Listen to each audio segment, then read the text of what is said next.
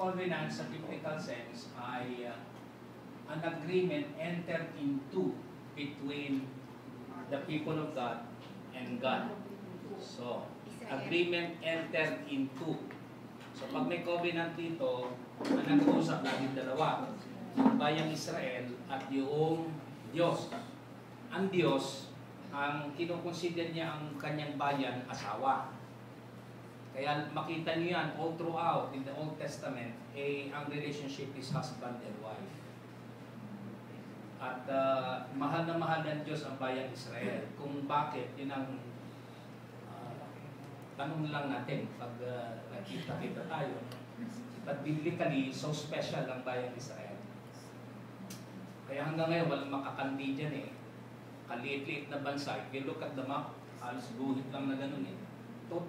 Too tiny, but so powerful in terms of economy, in terms of military capability, influence, and many others. And not only that, in terms of intelligence, alam ba ninyo na ang nakadiscovery ng mga iba't ibang mga modern things in the world ay mga Jew, Hudyo. Ang nakadiscovery ng nuclear ay Hudyo. Ang nakadiscovery ng atomic power ay Hudyo. Albert Einstein is a Jew.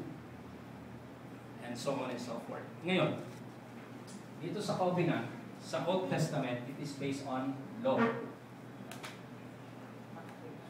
Sa New Testament, it is based on grace. Kaya ang covenant nitong dalawa ay sa Old Testament is batas. Sa Bagong Tipan ay biyaya. Ang ibang term dito ay habag. So mercy, dito mercy. Dito ay law. Therefore, sa Old Testament, kailangan batas simply because the Israelites were still gaining that image of becoming a community. Nag-uumpisa ho silang magtatag ng sila ay isang bansa, isang komunidad. Kaya ang kailangan sa kanila ay batas. Dahil wala pa eh. So, ini-establish. Nung na-establish ito, pumasok ang New Testament. Ang tawag dito ngayon, Old Covenant and New Covenant. Ngayon, dahil may batas, sundin mo yung batas. Pag nag-violate ka sa batas, merong karapatang parusa. God is a just God. In other words, if you disobey, merong karampatan. Yun ang batas. Pagdating dito sa New Testament, nagkamali ka na, merong pang grace. Nagkulang ka na, may grasya pa. So, even if you violate the law in the New Testament, but God is operating under the power of grace. Ngayon, yung tanong, yung bang salitang divorce, naaayon yan sa batas, at ang batas na yan, pag pinag-usapan sa Lumang Tipan ay mosaic. Yan ang batas sa Lumang Tipan, mosaic. Specifically, naka-embedded yung mga batas na yan dito sa tinatawag na Torah, mga kapatid, Torah. The first 5 books in the Old Testament. Ano ba yung first 5 books? Genesis, Exodus, Leviticus, Numbers, Deuteronomy. Yan ho, dyan nakabatay ang Mosaic Law, Torah.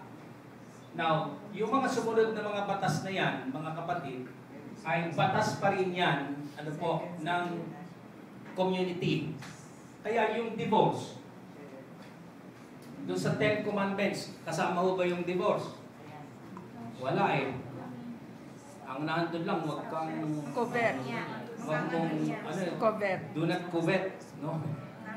Others' wife. O, bakit kaya one-sided? Bakit panglalaki lang, ano? Bakit naman yung babae hindi pinagbawal na do not covet others' husband? Ang dami na ngayon nagko-covet ng other husband. Tama ho ba? Eh bakit one-sided lang yata? Ano? Hindi ho. Tandaan ninyo na ang setup no, po nito ay patrial. Tama ba yung Patriarchal. Ayun. So, dahil patriarchal yan, mga kapatid, ang ibig sabihin ay fatherly image. So, yun ang imahin. Dahil fatherly image yan, ang pinag-uusapan ay lalaki, male. Yun ang setup sa Biblia. Kaya huwag kayong magtataka na puro lalaki ang pinapansin mo dyan. Even in Numbers, ang census niyan, puro lalaki. Ang binibilang lalaki.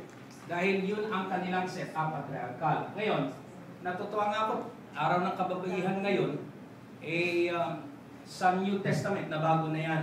Because we are operating out of God's grace. Kaya, yung divorce, mga kapatid, alright, wala pa tayo sa Pilipinas niyan. Tayo na lamang ang bansa na walang divorce. Dati, 3 yan. Pero ngayon, Pilipinas na lamang ang walang divorce. Ngayon, kung nagbabalak ko kayo, wala pa. Annulment lang. Ngayon, yung annulment, medyo mahaba-habang proseso, ano? Ngayon.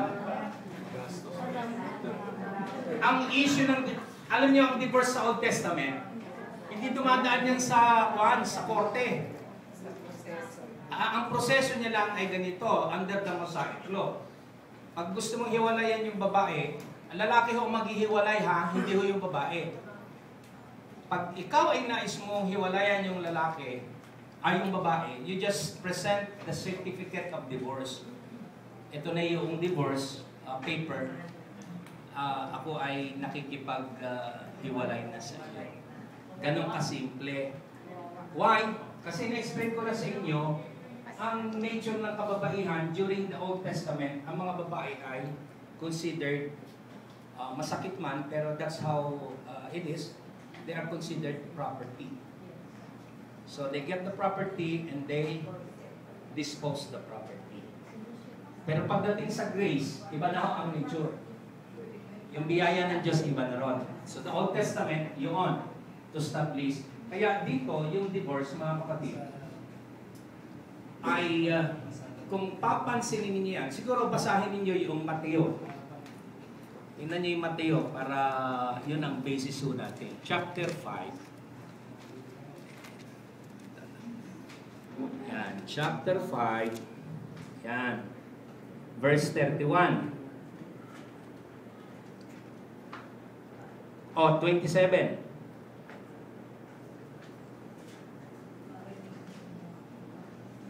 Okay, verse 31 pala, yun ang mas maganda. 31. Hanggang verse, ano yan? 32, 31, 32. Yan, pakibasa nga po. Yan po ang sinabi ngayon. Kapag pinalayas ang hiniwalayan ng isang lalaki ang kanyang asawa. Teka muna ha, ano? Pinalayas? Pinalaya ba? Ginamit? Pakita ninyo, pinalayas, ano? Kawawa naman, ano? Pinalalayas. Sige, tuloy ho, tuloy. Maganda yung span yan.